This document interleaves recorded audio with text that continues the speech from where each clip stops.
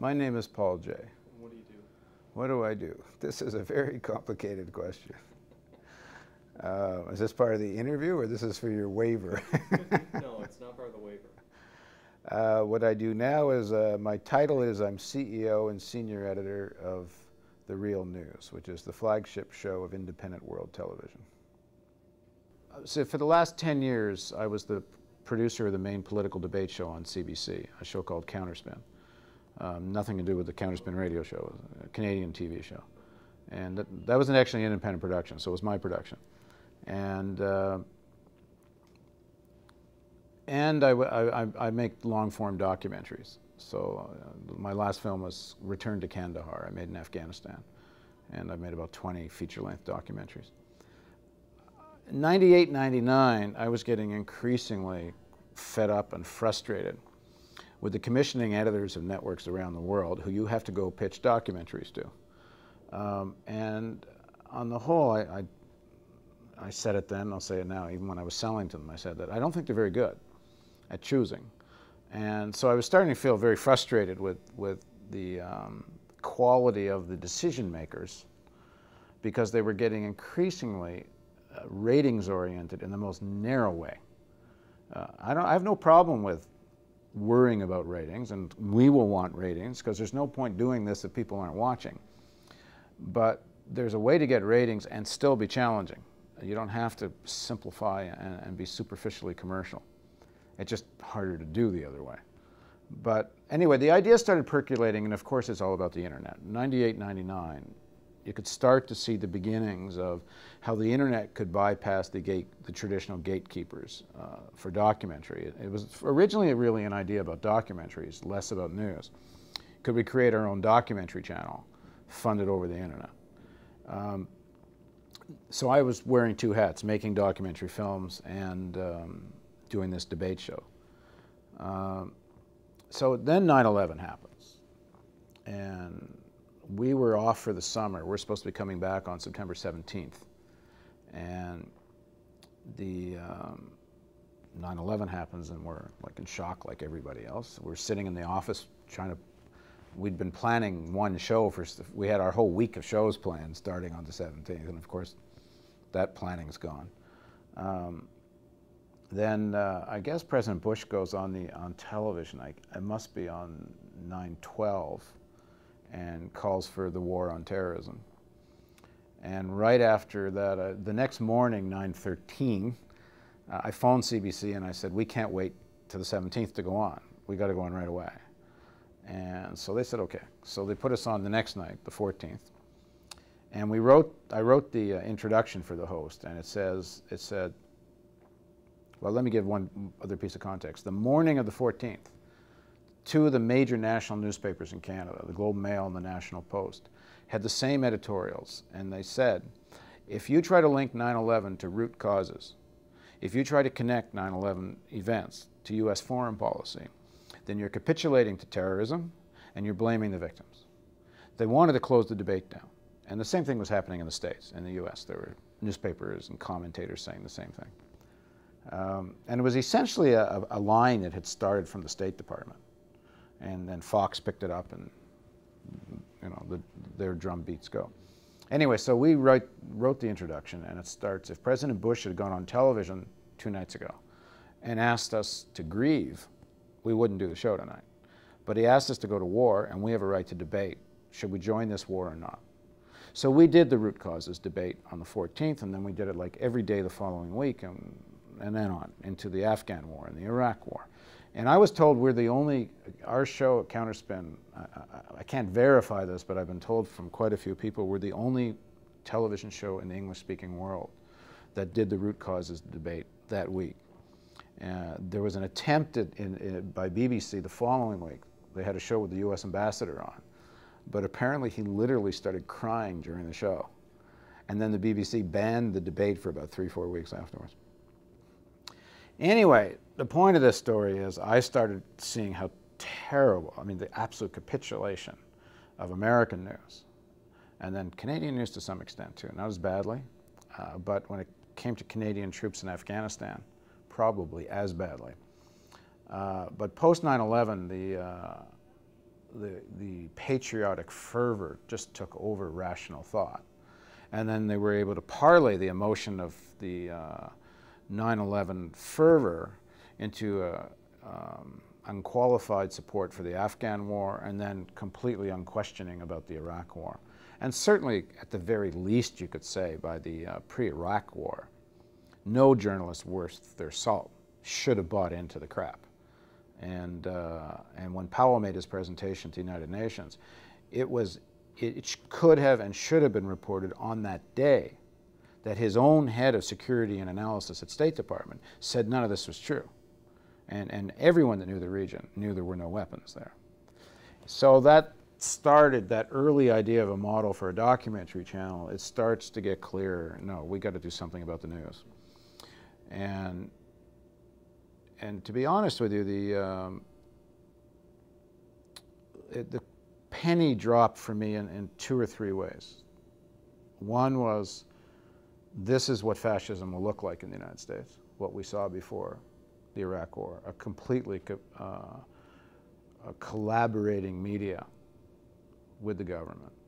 That's one of the major pillars for a kind of fascism. But on the plus side, the fundraising capabilities that was proven through the Move On experience, the Howard Dean experience, tsunami relief, you could see that all of a sudden there was a way to raise money in the millions directly to people without having to, because normally, you know, what do? Buy newspaper ads? I mean, how do you speak to people if you didn't have the internet? And even on a simplest basis, people had gotten over that hump of giving your credit card over the internet. It's a very big development that people are willing to give a credit card on the net, because if that hadn't worked, none of this fundraising would have worked on the net either. So that became a kind of proof of concept that you can raise money. Then February 15th, 2003, 20 million people demonstrate on the same day against the Iraq War. And that really said, okay, that's the final piece. Because if you got, we've done the math, it's like 2% or something, 1%. Like if 1% of the people that actually marched would give $10 a month, you can fund a TV network based on that. And how the heck, if they're willing to march? So it's just a question, how do you get to that 20 million? Why is independent media important? Well, first of all, you have to talk about independent of what? So we define independence as independent of government funding, corporate funding, and advertising. So when we talk about independent media, it means independent from all of those things. The financial model is at the core of what we're about. That independence starts from economics. It doesn't start from good wishes or moral intent. There's a lot of good people working in professional broadcast operations and networks on cable TV. But when your career's on the line, or your mortgage is on the line, and your kids' schooling's on the line, and so on, it's very hard not to have a certain kind of self-censorship. The way power gets exerted the way power gets asserted in corporate media and in public media, from a PBS to a CBC in Canada. But it's who gets hired to run the thing. So if you own it, you get to hire who runs it. And you don't need to step in and censor the news. You create a culture, and it's a culture of self-censorship. You get to know what's your seat and your editor going to agree to in a pitch meeting. You get to know what the exec producer is going to accept or not accept. And there was a very eerie buying into the mythology post 9/11. People just knew where to go in the newsrooms, and the odd person that said no got pushed aside. But most people just knew not to go there.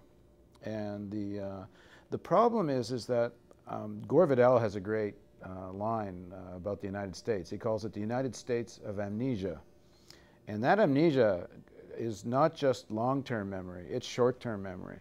In the period we're in now, where the Bush White House has been weakened, and post-Katrina, now the congressional elections, now all of a sudden you've got the media has a bit of a swagger, and you know, they're okay, they can take a shot and make some critique. But it's just like 2-3 years ago. I mean, not even that, 2 years ago, where they wouldn't open their mouth. And we were talking about a level of fear in newsrooms, equally equivalent to McCarthyism, and maybe worse. In fact, I think it may have been worse in McCarthyism, because at least you had Murrow speaking out during McCarthyism. Who spoke out on a mainstream network and said a word after 9/11? You know, on September the 10th, or that previous week, there was a TV show on ABC, I believe it was ABC, but there was a television show called That's My Bush.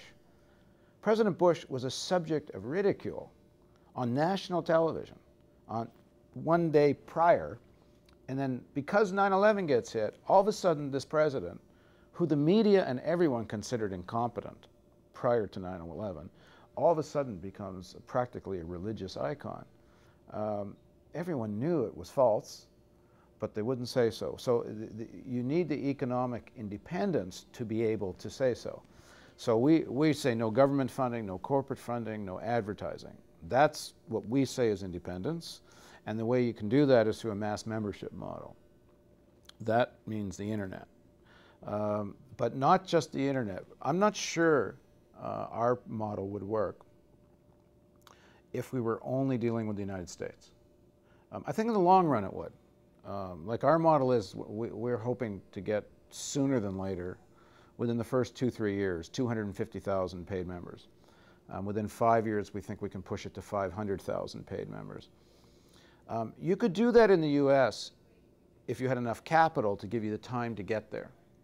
Certainly there's more than 250,000 or 500,000 people who would be interested to support broadcast journalism with guts. But the marketplace in the US is a little busy, and it may take a little more time for this to catch on just in the US. But we're not just in the US, and that's what makes our model, I think, more effective. We're working in the US, we're working in Canada, we're working in India. It won't be long before we're also working in the UK and Australia. So, you know, that percentage of people who get this concept early, get the urgency of it, and are willing to put up a little bit of money, the pool of people we're talking about is, you know, practically the English-speaking world. So that's why we think our model has perhaps a little more potential than it would have been if it was simply US-based. Nobody else is doing daily broadcast journalism in this independent world. Nobody. And I don't think anywhere in the world it's being done. It's because it's very expensive. And so how do you combine a funding model that can support such an expensive operation? That's the challenge we're taking up. So all the other kinds of venues, from Link to Free Speech to Democracy Now! To, you know, even PBS. PBS doesn't do a daily world news show. PBS has the News Hour. You know, I wouldn't call it independent, and you know, I don't mind critiquing it or not, but whatever, even just in terms of form, the most they do is a bit of a news pack at the top. It's mostly just interviews. And we're going to do daily world news, and in fact we're going to start doing a prototype of it like in 2 months. So for 5 years it'll be on the net, and it'll be a 1 hour, hopefully on these other channels. Yeah, and others. Like we've talked to Time Warner and Comcast about putting it on video on demand, and they say they're interested. And then in 5 years we have a satellite space for a channel? For an channel? Well, in 5 years, we don't know what carriage is.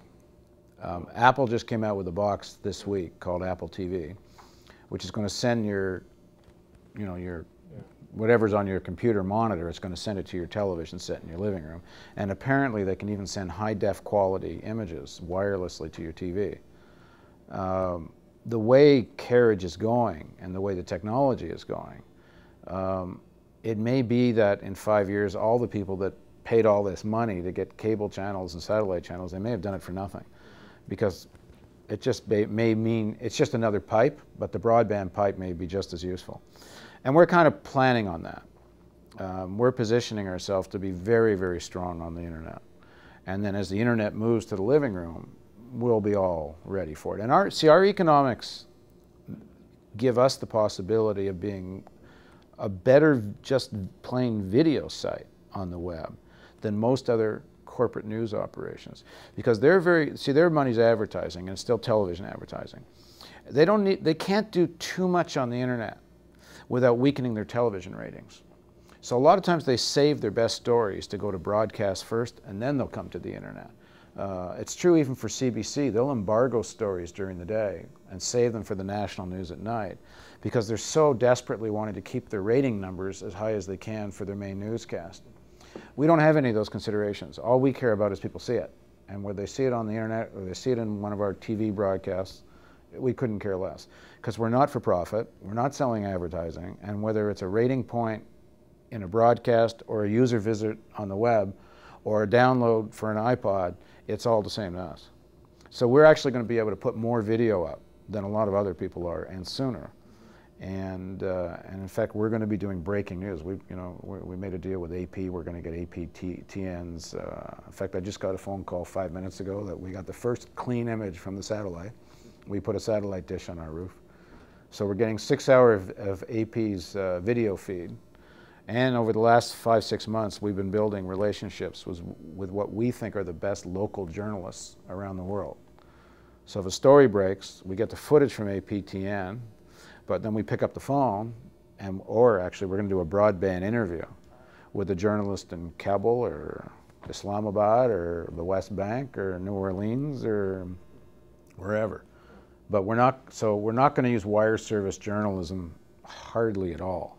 We're going to rely on local journalists who know their area, and 2 local journalists that we've sourced ahead of time and think do uncompromising journalism.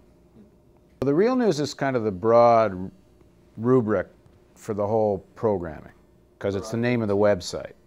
Oh, okay. Yeah, IWT is the name of the network, but the website and the show is the Real News. And so what we're talking about these days is the Real News. And the website is therealnews.com. Well, we're going to start in the next few months with 4 threads of programming. One will be the daily world news, which will put a lot of emphasis on context, historical context, and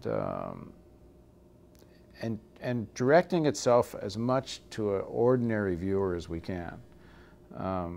While we know our early supporters are probably rather sophisticated news junkies and who have access to a lot of information on the internet already, and we could kind of focus on what interests them most, we're going to try to do a bit of a balancing act, because our real aim of this is to get to a mass audience eventually. Anyway, so the daily news, then we're going to do a weekly thing called Real Talk, which will be in-depth interviews with investigative journalists and other people that will help inform whatever the big story of the week was. In those interviews, we're going to start showing clips from how other news shows have covered the story. So we'll do a survey of how NBC and ABC and CNN and BBC or CBC, how did they cover such and such story? And then we're going to ask our guests, did they get it right or not? And they're going to give their assessment, and then we're going to say, well, what's the real story? And these are mostly local regional journalists that we think know the real story. Because the media is pretty much like doctors. They do not like to critique each other. And the media criticism shows that exist, like I think there's one on CNN, they're pretty kind to each other. So that's number 2. Number 3 is we're going to do a thread of programming called Skewer, which is a report on the day's best, I've got to get this formulation right, a report on the best of the day's world's political satire. And we're going to do a review, where we're going to take like a big news story and see how did the world satirize it. And this is also not just English. So we actually put a call out to volunteer translators, and 150 people volunteered to translate from around the world. So they're going to help translate and send us stuff. So we'll have a 5-10 minute pack every day of what we think is the best of the world's political satire that day. So, you know, when we get this ready, every day you'll come there and you'll get how the world, you know, the news through the world's political satire. Then the fourth thing we're going to do soon is something called the Global Underground, which is the world through the eyes of young filmmakers. And we're going to interview youngish filmmakers around the world and use their clips from their films and their interview to help give context to the stories of the week. So that's kind of what we're going to start with, to give people a taste. And then they need to send us their money in great numbers. And then we can start setting up bureaus around the world, although the first bureau we're going to set up is in DC. And the mandate of the DC bureau is going to be hold government accountable. And we're going to let the dogs of investigative journalism loose. And you know, the Abramoff scandal is just the tip of the iceberg. Nobody wants to really report on the deep, profound levels of corruption in DC. And we're going to do it. And we're going to do it in time for the '08 elections, if we can raise the money, yeah. What if people went to your site right now, what would they find? Well, right now it's just a flag up, we're here. You know, we haven't started the service yet. So we're a cause and a service, and we always will be. Right now the website's more about the cause, explaining what it is. There's an interview with me talking about why we're doing what we're doing and that. We've just done a new interview with George Monbiot, who's a columnist for The Guardian and has a new book called How to Stop the Planet from Burning. So it's a 4-part interview on global warming. They'll find interviews with all kinds of people, from Eric Margolis, who's actually a conservative columnist, but very critical of U.S. policy in Afghanistan and Pakistan. There's interviews with people like Laura Flanders and Gore Vidal, and anyway, it was about 30, 40 interviews with people, mostly talking about why we need the real news and what's wrong with the media and issues like that. But soon, people, you know, I hope regularly by March, people will start to see our daily news. And it's all, the model is free to watch, member supported. So it'll all be free. Will members get benefits besides knowing that they're... Yeah, they're going to get a t-shirt. Yeah. And know that they changed the world.